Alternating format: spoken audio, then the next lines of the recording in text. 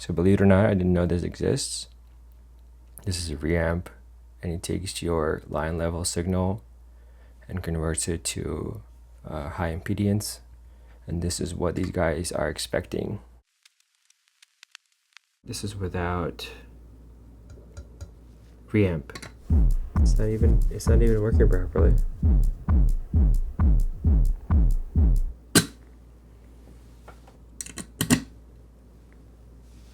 Okay, so this is straight from reamp.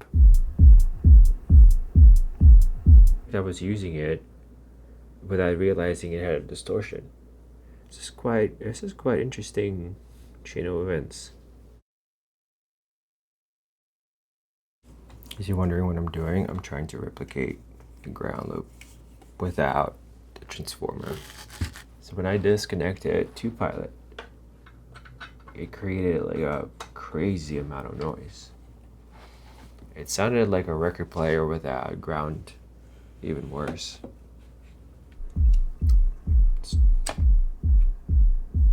Sounds alright? How did I get so much noise? Is there anything I missed? I don't think I missed anything, but maybe. Okay, this is without music. Look.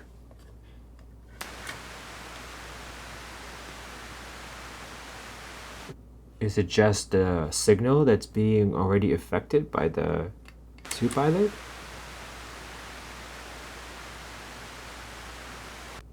The fact that I was able to carry the signal further is interesting to me. Oh, it's even louder. Look how loud it is. Yeah, this is definitely not probably how it's supposed to work, but that's a good test. I'm so glad that we were able to get it. Okay, this is off.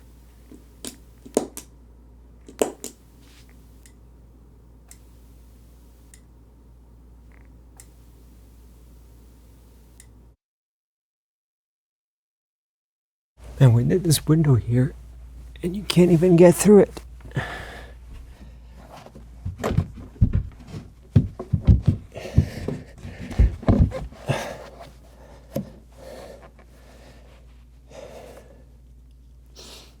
Well, this is pretty much useless. Check out these power blocks, right? Each one is different. One is like slightly wider, the other one is slightly bigger, the other one is just a straight plug but has a separate power brick next to it. I think it has something to do with like how often people die from being electrocuted. I think in Europe, once you get electrocuted, you're like, you forget your existence really quick. And here it's like half of that. But you'll forget your existence mentally here faster than anywhere else in the world. So what's the point? Might as well get electrocuted. I don't know whether we fixed anything at this point. It might be looking more hideous than it looked before. Just in case it does, it's part of a plan. I'm getting pissed off about this stuff.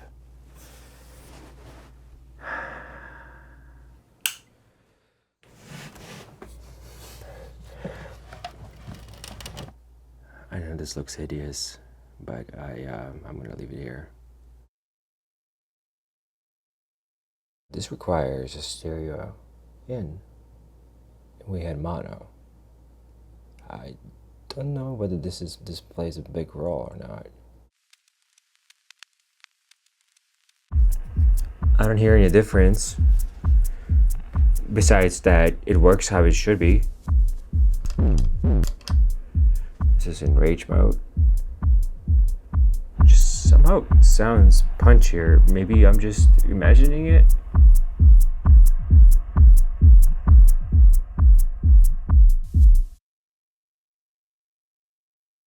What I got for you is this awesome new pedal. Some more to test.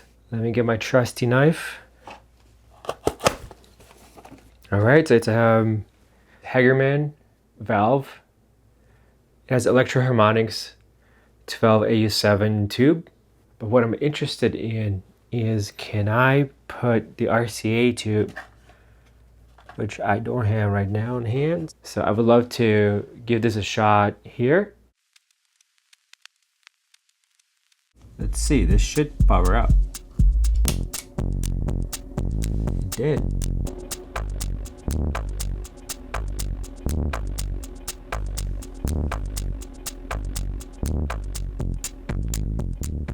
Oh, these are so hard to... Wow. Really? This is all we got? Wow, this is going to be really difficult to like turn. Max level.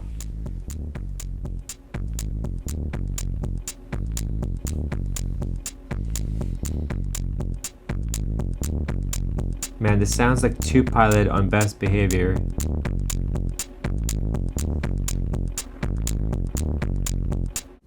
It does sound pretty cool. Let's turn this on and see how it sounds with a little bit of help.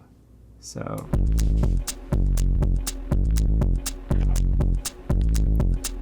straight up, I haven't even touched any single knob.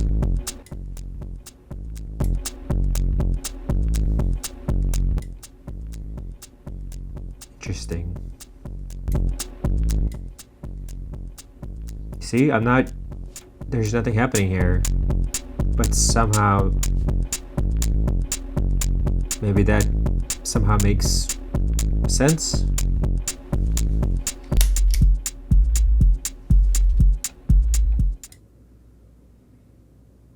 Like, why is there such a difference?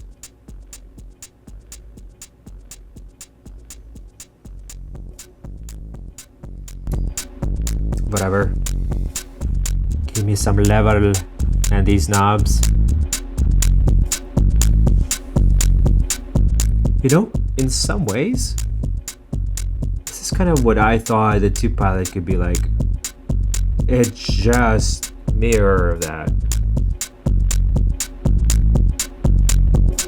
It's just tamed to, well, it's not exactly Tube Pilot, but the logic of it is. It sounds really good. Like, it's maybe not like as loud, but it just has a nice touch to it.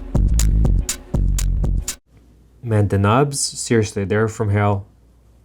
They've been sent straight from hell. This is crazy.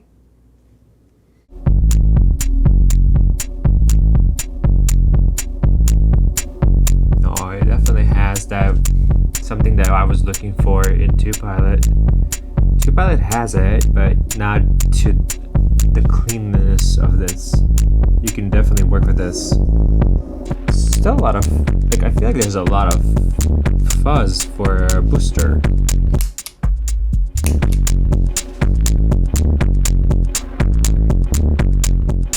How do I... suppression.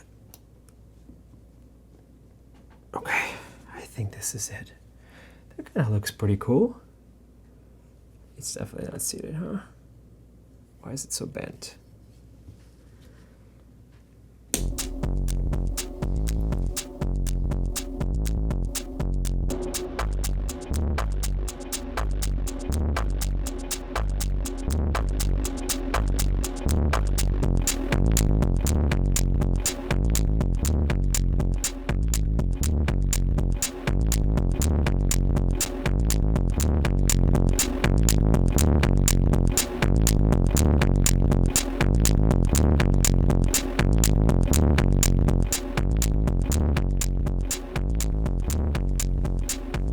Right? Oh wait, wait. This is off.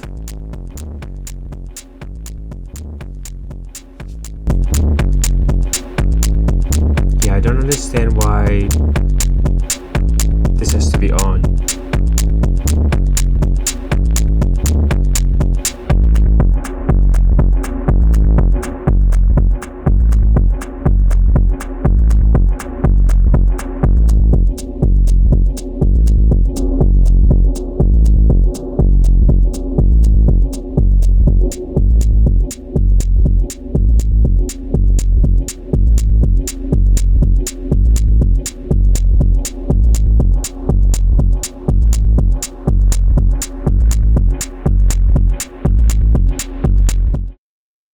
It's not a clean boost. I'll tell you that. The fuzz is a little bit more like a kind of a background. It's like an artifact rather than where in the 2 Pilot, it's almost like the fuzziness and the noise is what the pedal is about, which I think is a little bit overkill. This is, to me, is a touch better overall. The only huge, massive downside are these knobs.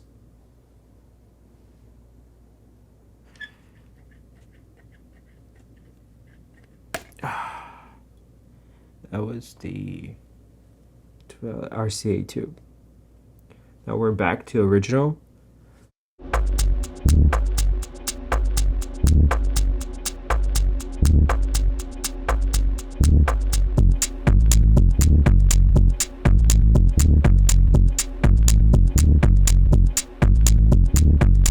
Sounds a little muffled, like it lost a lot of harmonics. Like we could see it on the waveform. We were over here, and this is we're trailing on this side, and we're not even close to these peaks. It's just sounds a little squashed.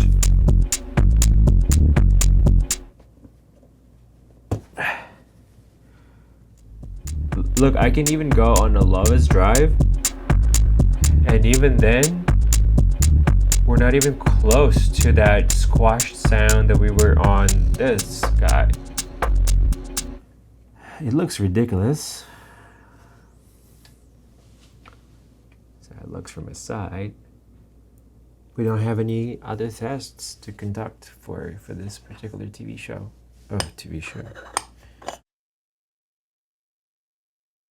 So for today, this beast, it's a conditioner. Let's see what we have here.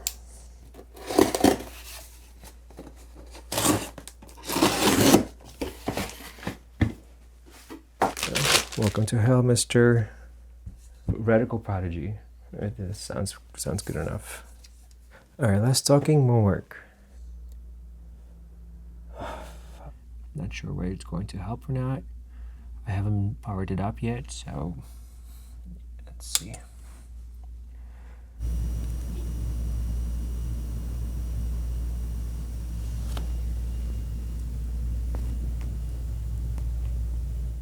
Right now, I'm not really sure this is helpful in any way. The high-pitched noise is still there from the monitors, and our camera is 8, same thing. So, what's the DI-Box for? The DI-Box is, maybe it is direct injection box? I forgot what it is. So it is a direct input box, and this is what we're going to do next. Let's see, input left. Sure.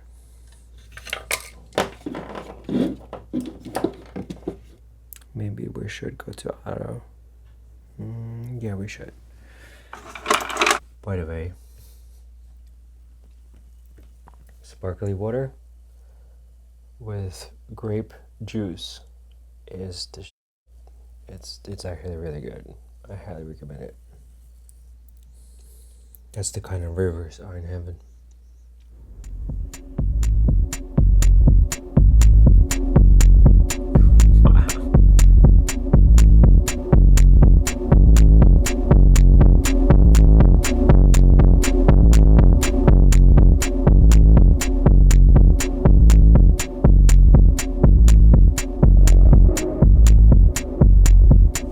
This is really sweet. There's a lot of kick to it.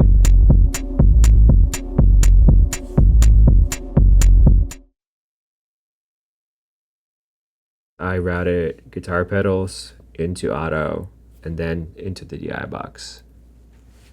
And that's not how it's supposed to be. You're supposed to route guitar pedals into the DI-Box and into the mixer. Was I doing something wrong? I thought I was, but I found out that I wasn't, because you can actually do this with the D2.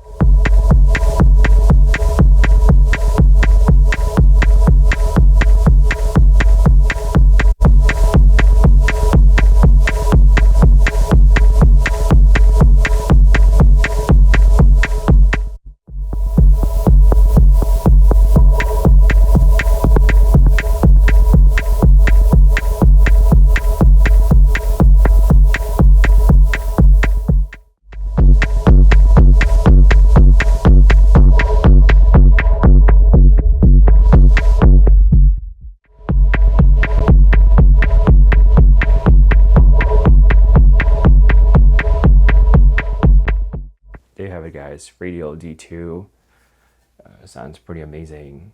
Obviously difference in how the two setups sound. On one hand, you have a deeper, like vinyl quality sound, and on the other, it's brighter, clearer. Now, the track that was part of the test, it was really bad. It was very quiet. There was a lot of noise coming in because the gain staging on all of the devices was insane. I had a plugin on running a delay, and the delay itself had a mix knob all the way on wet, so it had a really muted sound. that's just an excuse. The track was a disaster, but it did help to create some really interesting sounds when routing a line level signal to the D2. Now, when you do push the D2, it sounds amazing. There's a lot of punch to it. It definitely sounds more like a vinyl record.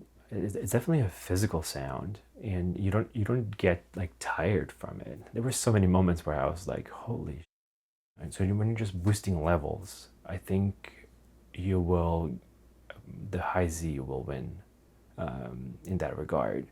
It'll be sharper and brighter, but when you start working with a distortion and really pushing the transformer, it's fun. One is polished, bright, and the other one is like physical. It's in your face kind of sound, and you really need to listen to it to appreciate it. But let's say you're running a clean track, and then on the auto you don't have a compression, and then on your audio interface or whatever you don't have anything as well. And let's say you engage the distortion knob on auto, and that's all you got. It's in the post mix, and that's just the distortion, and you can't do anything. It's just there. On the other side, when you do the exactly same concept and you run the distortion to the DI box, that distortion has influence on the transformer, and it shapes your sound. I think this box will surprise many when you use it creatively. There's a lot of fun to have. So this is for next time. We'll test this. My cat brought a mice under my bed. She tortured that mice, and then she ate it. I heard it. I heard it all. Cool story, bro. All right, fire it up, buddy. What are you waiting for?